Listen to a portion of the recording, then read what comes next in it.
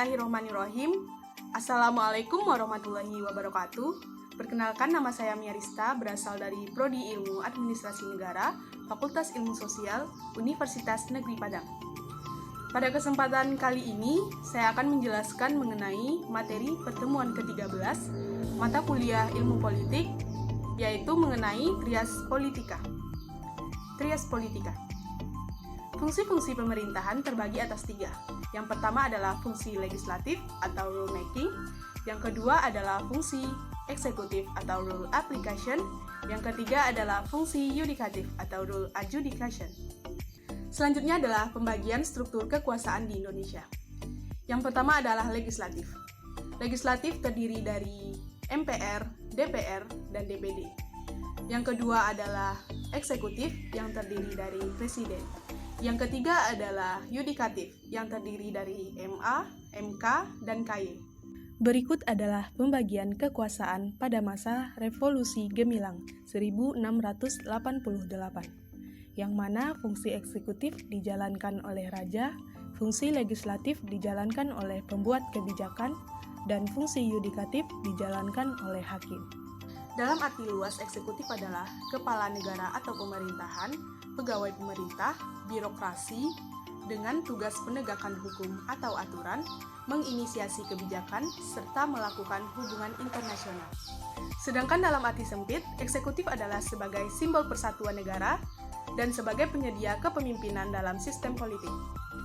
Eksekutif lebih banyak terekspos pada acara seremonial, pembukaan acara, sebagai penerima tamu atau duta besar, dan menandatangani dokumen resmi.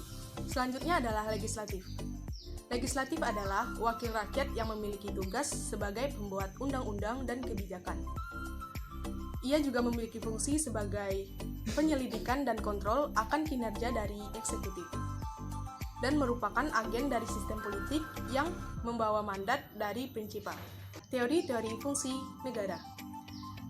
Menurut John Locke, teori-teori fungsi negara terbagi atas 3. Yang pertama adalah fungsi legislatif, yang kedua adalah fungsi eksekutif, yang ketiga adalah fungsi federatif.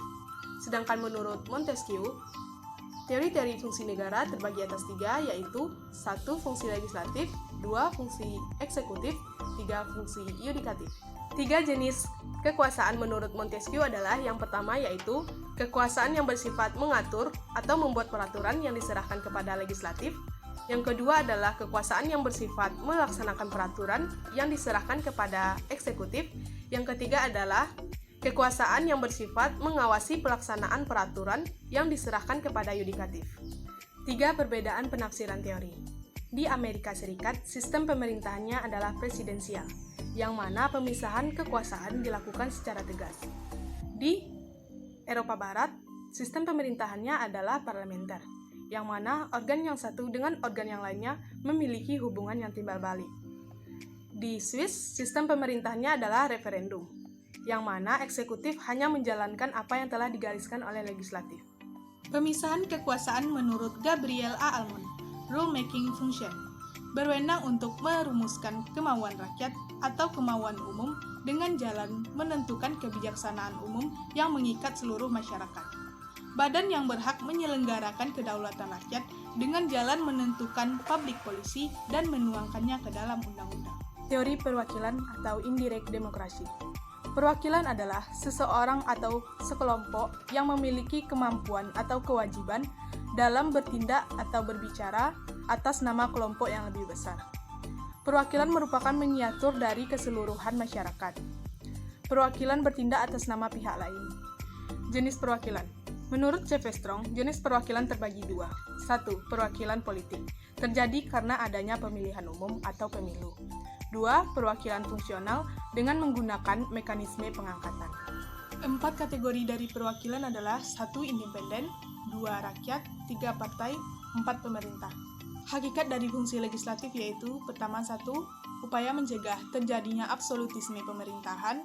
Yang kedua adalah adanya unsur pengawasan dan mendampingi eksekutif. Yang ketiga adalah fungsi kontrol.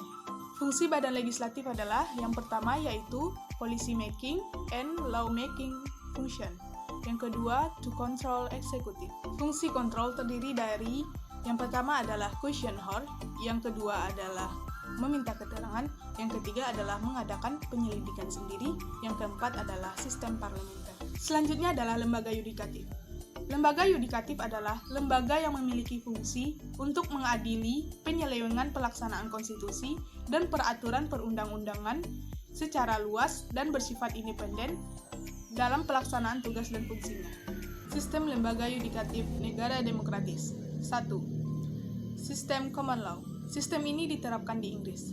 Sistem ini berpendapat bahwasannya tidak hanya berpedoman kepada peraturan perundang-undangan, tetapi juga peraturan lainnya, seperti peraturan common law atau peraturan yang terlebih dahulu telah dibuat oleh hakim.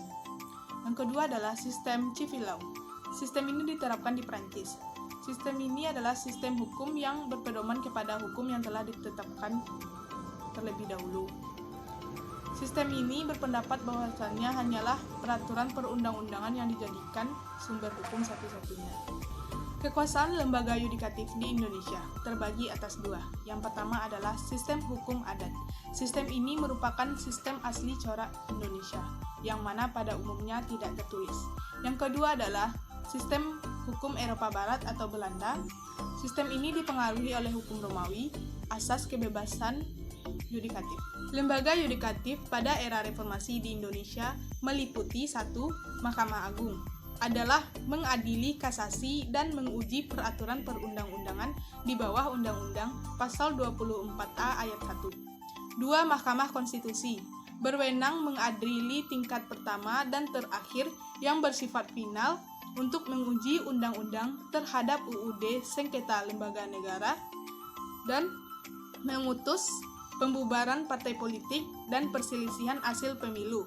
Pasal 24C ayat 1. 3. Komisi Yudisial berwenang mengusulkan pengangkatan hakim agung, menjaga dan menegakkan kehormatan, keluhuran martabat, serta perilaku hakim.